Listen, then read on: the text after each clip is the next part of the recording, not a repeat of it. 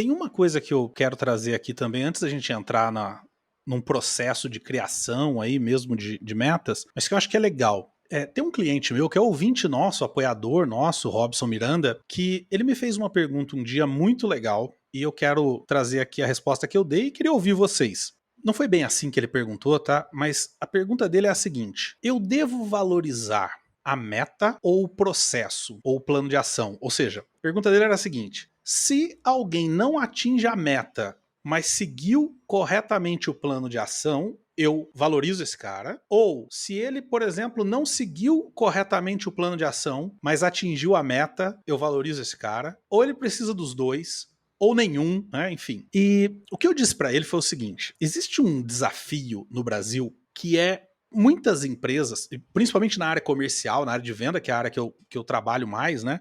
Muitos gestores não sabem definir meta, né? E mais do que não saber definir meta, não sabem desdobrar metas. Ou seja, o que é muito comum, e os vendedores que estão me ouvindo podem comentar aí embaixo se é verdade ou não o que eu estou dizendo aqui. Muitos gerentes comerciais costumam dizer assim, ó: começa o ano, por exemplo, janeiro, estamos agora em janeiro de 2024, ele reúne os vendedores e fala: gente, a meta esse ano é 15% de crescimento, por exemplo.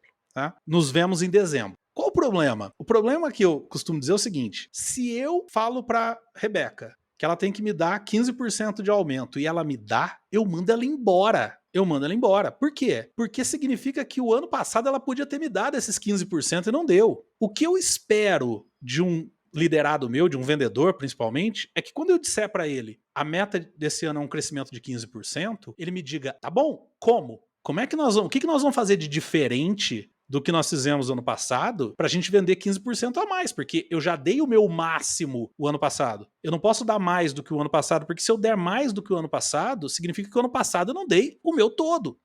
Então, o gerente comercial, nesse caso, ele precisa chegar e dizer: olha, nossa meta desse ano é um crescimento de 15%, e para isso nós vamos fazer isso, isso, isso, isso, isso e isso. Tá? Agora, como muitos gestores não fazem isso, então aí a cobrança fica só na meta, né? Porque não tem o plano de ação. Então, fica só na meta. Esse é o primeiro problema. O segundo problema são gestores que dão o plano de ação, mas ele não tem a certeza, ou pelo menos uma boa noção, de que aquele plano de ação realmente leva àquele crescimento. Né? E aí o que acontece? O vendedor não bate a meta no final do ano, mas não é porque ele não fez. Ele fez perfeito o plano de ação, mas a meta não correspondeu ao crescimento porque o plano de ação não foi bem feito. Né? Então o que eu disse pro Robson foi o seguinte: você tem que valorizar quem cumpre o plano de ação, mas você não pode abrir mão do resultado. Empresas vivem de resultado.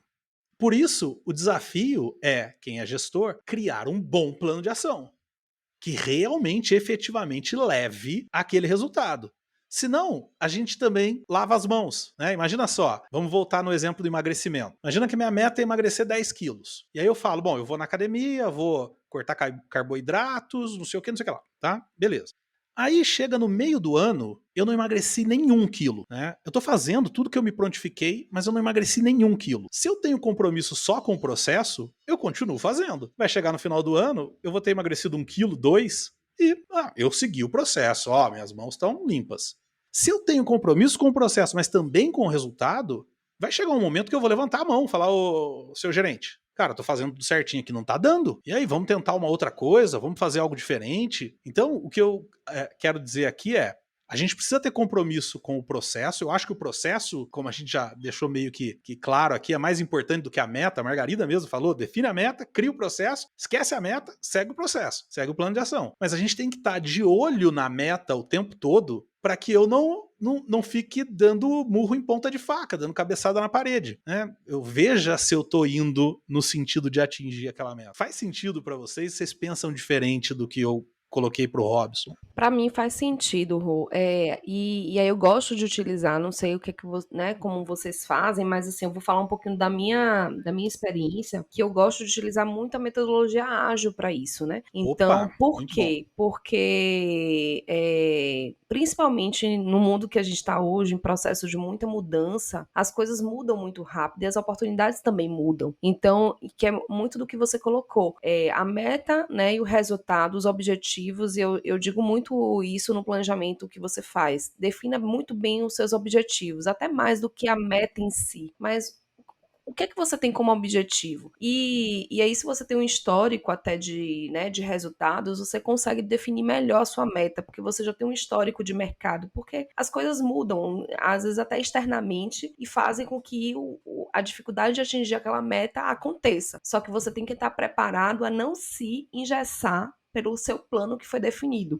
Então, eu gosto muito de planos ali que não ultrapassam mais do que 3 meses. Então, eu não gosto de um planejamento que faz um plano de ação anual. Eu gosto realmente de um planejamento que, no máximo, faça ali de 3 meses e vá definindo de acordo com, mesmo fazendo de 3 meses, você ir definindo marcos semanais e entregas semanais para você ver justamente o que você colocou. Aquele resultado, aquele caminho, porque assim, por mais que a gente tenha excelentes ideias, a gente não consegue prever tudo o que acontece. Que vai acontecer. E é necessário que a gente vá se ajustando. Ajuste a rota. Então, eu digo que a mesma coisa que você definir bem a meta, definir bem esse objetivo, você tem que agir rápido no ajuste de rota.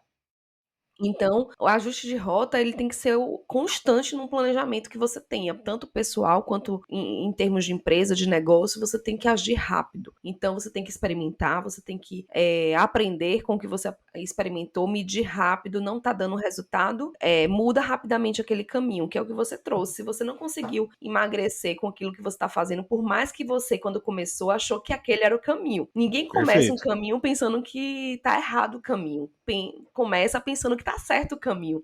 Só que quando você vai fazendo, você diz, poxa, eu não tô tendo o resultado que eu imaginava. Eu achava que eu ia nesse caminho emagrecer. Só que às vezes você tá precisando de um ajuste hormonal, uma vitamina. Então você vai percebendo, não conseguiu o resultado, peraí, o que é que tá acontecendo? E aí você vai tendo novos olhares. E eu gosto muito também dessa construção colaborativa, de você ter outros olhares, Isso. No né, caso juntos dos vendedores, que eu dei um dos exemplo, traz os vendedores, vendedores, traz né? os vendedores. Olha, mesmo que o gestor, e você trouxe muito bem isso, o gestor ele traz esse fomento de caminhos, né? O bom gestor ele tem que pensar assim em caminhos. Mas eu gosto também de trazer a equipe para construir junto, trazer esse espaço Perfeito. aberto para construção. E não só a equipe, como outros setores, se a gente está falando de um negócio. Por quê? Porque nosso olhar fica muito viciado. Eu vejo muito isso. Às vezes a gente só enxerga aquele caminho. Se você vem e traz uma pessoa que às vezes nem conhece sobre a área comercial, por exemplo, que foi o Boa. exemplo que você deu, aquela pessoa lá da manutenção, da logística, traz uma pergunta, às vezes ela nem sabe a resposta, mas ela traz às vezes uma pergunta ou traz um caminho que todo mundo fala, pera aí, pode ser esse o caminho. Então, eu Exato. gosto também de trazer outras pessoas, inclusive de outras áreas, para trazer ideias e fazer essa construção de plano. Então, eu gosto de ir nessa ideia. E aí eu uso muito o OKR, né? Então, como metodologia ágil, eu gosto muito de usar o OKR, que é essa lupa. A cada 3 meses você definir, mesmo que você defina os objetivos do ano. Então, vamos lá, a gente definiu lá 5 objetivos no ano. A cada 3 meses, né, eu pego 2 objetivos ali e eu trabalho mais em cima daqueles objetivos.